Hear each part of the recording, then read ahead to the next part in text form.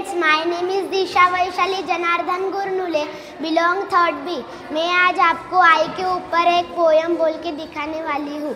आई ही आई असते दुधावरची साय असते, आई ही आई असते दुधावरची साय असते, बाहेरून कठोर असते पण आतून मात्र मऊ असते, बाहेरून कठोर असते पण आतून मात्र मऊ असते।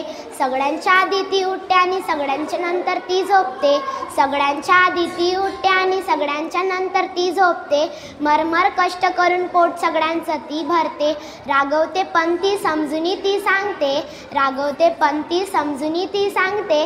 ती कोणाची दुश्मन नसते ना कोणाची वर्णी, सगळ्यांसाठी तिची एकच माया असते, जी घरासाठी आपले स्वयंच्या पानाला लावते।